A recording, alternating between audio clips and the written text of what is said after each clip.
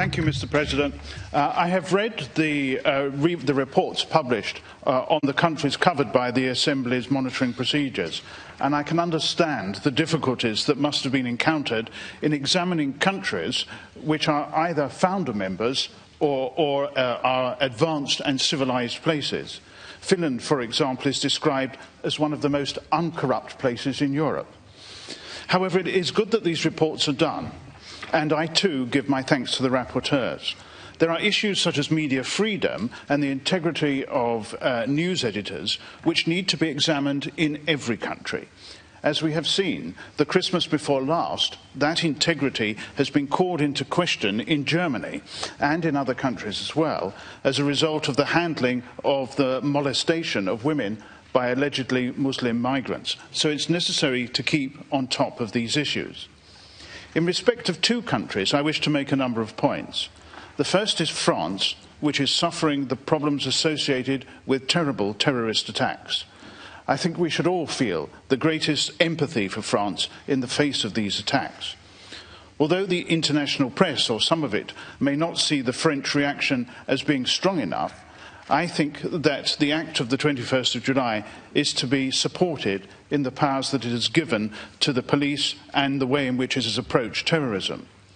The report speaks of the necessity for balance in France's approach to ensure that the standards and values of the Council of Europe are maintained. But given the scale of the terrorist attacks, I think the action of the French government is proportionate. Turning to the second of my countries, Germany, we need to recognise the impact that accepting so many migrants has had on the country. On the one hand, we need to recognise the humanitarian position of the country, but on the other, accept that this has provoked intense debate and comment. And I think that the report rightly draws attention to the Islamophobia and anti-refugee protests that have resulted, and the way in which the country has adopted a stance on this. In both countries, two issues cover this subject, and that is the prevalence of hate crime and how it is dealt with, and attacks on women. This is not just a case of having the right laws in place to deal with these problems. It is also a case of using them effectively to stop both hate crime and the attacks on women. And neither of these can be tolerated, and both are likely to be on the increase. So the monitoring of these areas is to be applauded.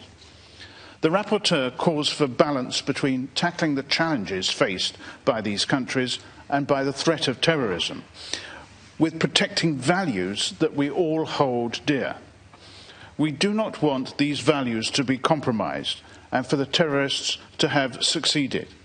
But we do also want to stamp out the terrorism in the first place.